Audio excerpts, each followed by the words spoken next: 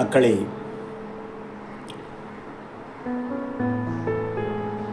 பைபிளில் வரும் ஒரு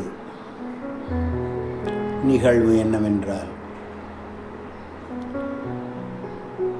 ஒரு பெரிய பணக்காரனிடம் ஒருவன் வேலை செய்து கொண்டிருந்தான்.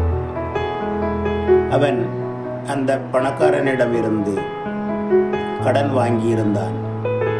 அவனால் கடத்தை அடைக்க முடியவில்லை. எவ்வளவு என்றால், அவன், அவனது மனைவி, மக்கள் தலைமுறையாக அந்த பணக்காரனிடம் வேலை செய்தாலும் அந்த பணத்தை அவனால் வட்டியுடன் திரும்ப கொடுக்க முடியாது.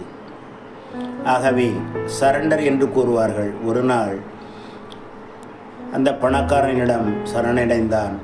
ஐயா, என்னால் உங்களது கடனை அடைக்க முடியவில்லை. நாங்கள் எல்லோருமே உமக்கு அடிமையாக வேலை செய்வோம் என்று. அந்த பணக்காரனோ மனம் இறங்கி, அவன் இரக்க குணம் உள்ளவனாக இருந்ததால் அவனை மன்னித்து, அந்த கடன்களை நீ தர வேண்டாம், ஒழுங்காக வேலை செய் என்று கூறினார். அடுத்த அரை மணி நேரத்தில் இந்த வேலைக்காரனிடமும் ஒருவன் கடன் வாங்கியிருந்தான். அது ஒரு பெரிய சிறு தொகைதான். அந்த தொகையை கொடுக்கவில்லை என்பதனால் அவன் இவனிடம் அழுது புரண்டு கேட்கின்றான், என்னை மன்னித்து விடுங்கள், நான் தந்து விடுவேன் என்று. ஆனால் அவனுக்கோ மனம் வரவில்லை. அவனை அடித்து உதைத்து மற்றவர்களை வைத்து வெளியே தள்ளினான். இதை கேள்விப்பட்ட மக்கள், ஐயோ, பெரிய பணக்காரன் இவனை மன்னித்தானே, இவன் மன்னிக்கவில்லையே என்று. இந்த செய்தியை மக்கள் அந்த பெரிய பணக்காரனிடம் கொண்டு சென்றார்கள்.